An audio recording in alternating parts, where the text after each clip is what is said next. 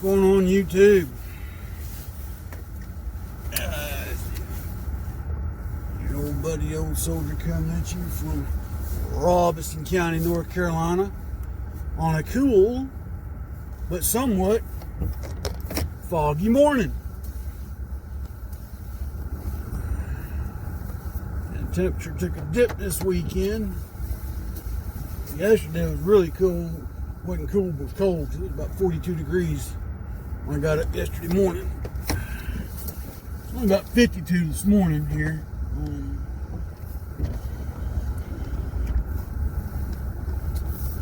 But anyway, I went this past Friday and performed my civic duty, me and Mrs. Old Soldier, and casted our vote for who we thought could get the job done.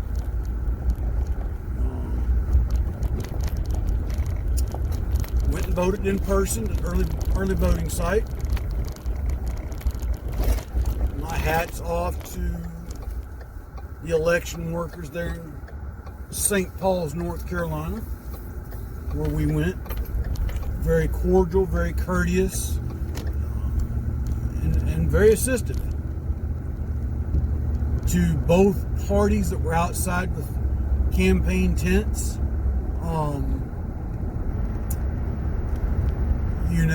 I can only say that at least there they were friendly. They weren't bickering with each other, but neither were either one of them demanding or trying to force their candidate on you. The Democrats had a representative sitting outside the chair asking anybody if they wanted a sample ballot to look at the candidates. And, we respectfully declined because I already downloaded one for us to look at. And we went in and we cast our votes and put on our little sticker and about the rest of our day. Now, so with that being said, and that have taken place, mainstream media keeps saying that Biden is ahead in the polls. Biden is ahead in the polls, and polls are skewed. At the very best, they're skewed. At their worst, they're entirely lopsided. So don't really have a lot of faith in what the polls are saying. But what I have issue with is the media's suppression of the number of people that are actually out there supporting the president and the vice president. I went through several social media sites yesterday just looking, and I think somewhere over the weekend they had a big rally in Los Angeles and Beverly Hills. I'm thinking, well, that's two big bastions of liberal-minded people. But the number of supporters for the president, they were going miles down the blocks in those cities, lined up, Also, the number of minority groups that are coming out supporting the president. Trying to remember where I got the source from, and that's the problem, it's escaping me. But sometime last week I was just perusing through some stuff. Anyway, there was a young man making a prediction more than anything else, but based on things that he had been gathering, and I wished I could go back and find it to put it out there. But he was stating that this election, the president may get up to 40% of the African American vote.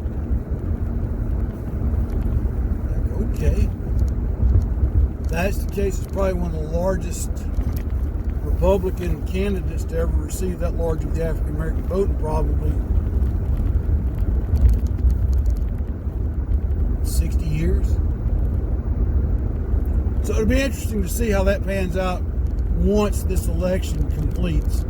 And then, you know, I was watching Joe Biden's rally gatherings. Some of them supposedly was intentional, only a few people were there. But there's quite a few that there were Trump supporters out there out shouting the Biden supporters while Uncle Joe was trying to talk.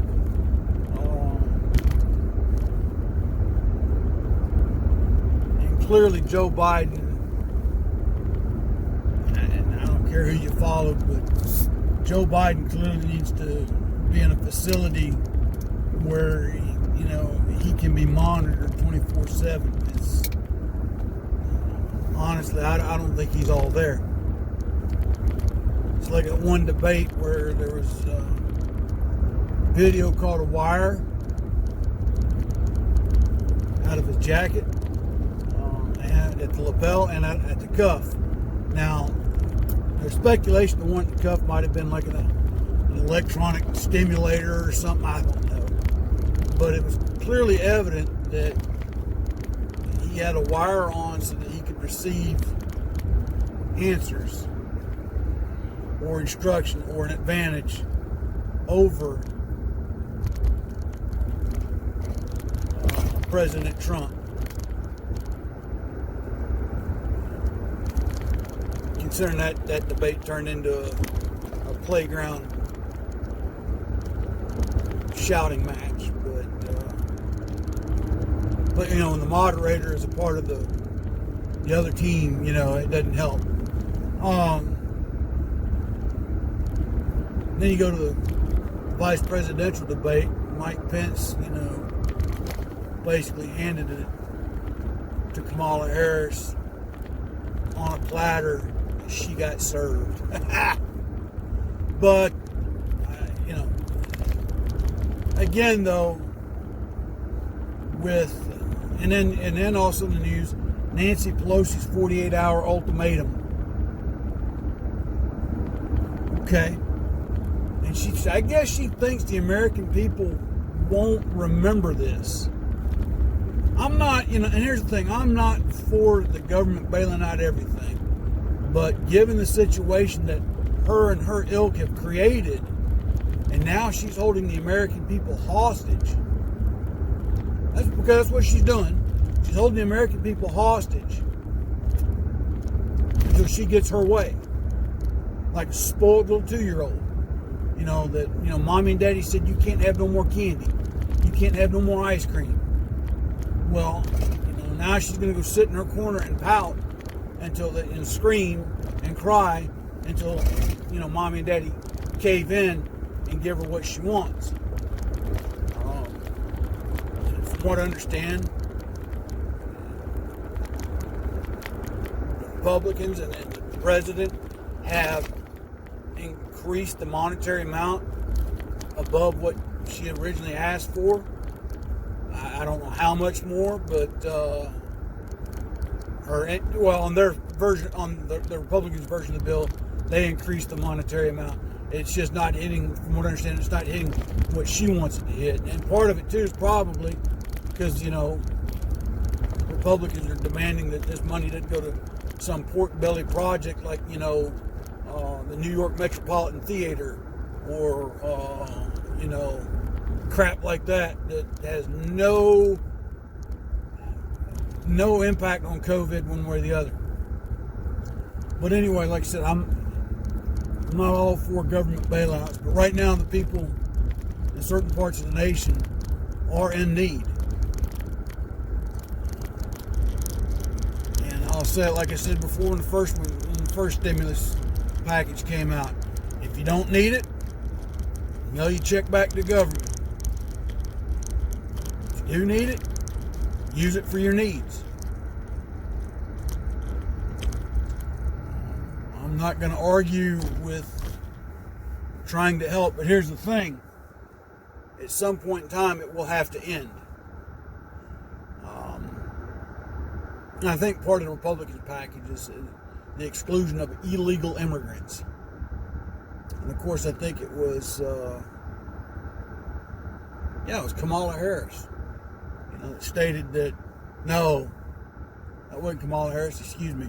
That was that Yap Trap from New York, AOC, stating that crossing the border is not, without proper documentation, is not an illegal action. Because that's the other part, the Democrats wanted the illegal immigrants to get the right to vote. And several states passed measures to try and give them that to an extent. That's pretty sad when you've got to cater to illegal aliens to get your numbers up. But then again, the graveyard's been voting for years too from that side of the town. That's the other thing I need to tune into as the polls get closer and closer to wrapping up. And what I really want to hear about is, I want to see if there's any demonstrated and caught cases of voter fraud. And what I mean by that is busing voters from one municipality to another. Because it happened during the Obama years, during both his elections. Problem is, nobody wanted to touch it with a 10-foot pole.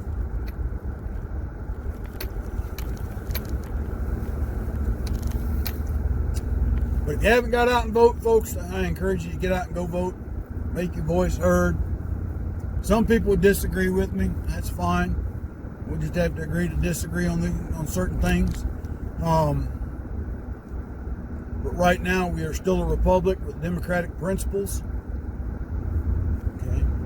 Yes, a republic with democratic principles. Okay. And we were a republic founded with Christian values.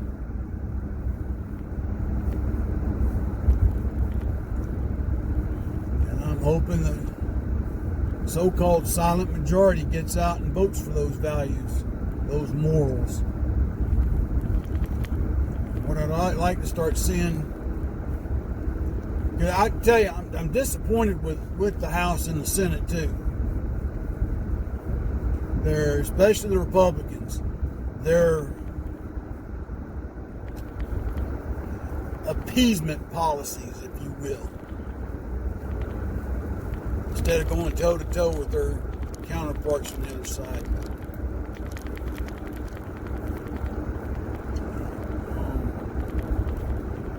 The country needs to get back to some level of moral decency.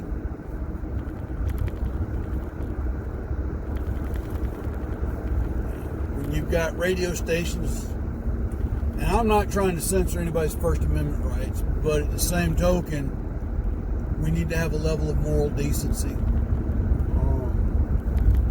When you got some, what's his name, gal that makes some stupid bird noises, cardiac arrest, whatever her name is. I'd call her cardiac arrest, because looking at her makes me go into shock.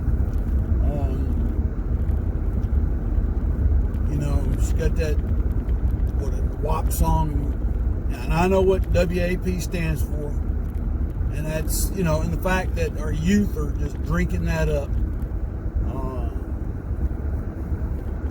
And your social media sites play it like it's no big thing, but yet then turn around and censor conservative sites because of bold, strong language. What I mean by bold, strong language, they're fighting for their values and their morals, and they're calling things the way they are. Well, all of a sudden that's offensive. We have to take you down. We got to censor you. We got to stop. Or let's not post a story from the Washington Post, because we need to talk with that paper. They're supposed to be one of ours. And they can't be posting this stuff about Joe Biden's son. Okay? Yeah, freedom of the press, folks. I get it all day long, twice on Sunday. Mark Zuckerberg will use that to his benefit, I'm sure. Even though he's not technically a press, he's just a social media site. Long story short, it's his company. I guess he can allow people to want what they want, but at the same token, the people that have joined have what's made him successful.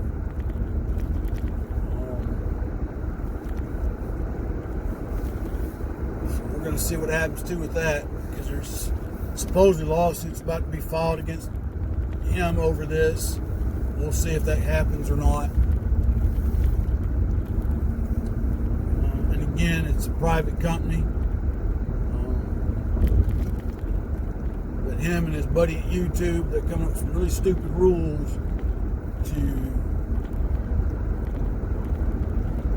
force conservatives off their platforms. And again, a lot of it has to do with moral decency. You know, they can allow a post of a transvestite with a 9-year-old little boy, yes, a little boy, dressed in drag, and call that appropriate. No, I call bullcrap on that one. And that's what it is, bullcrap.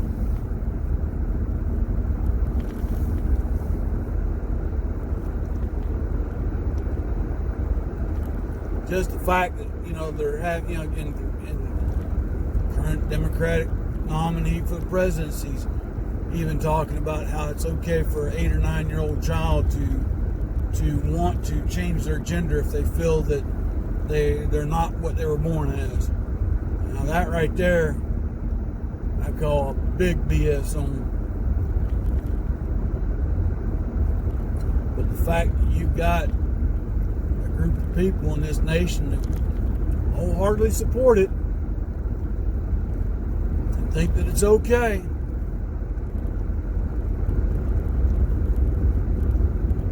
Now when that child turns 18, what they do is their own business at that point in time. And that's where I, get mad at some of these doctors that even allow it to happen. But anyway, I digress. I'm just a little old retired Army Sergeant First Class.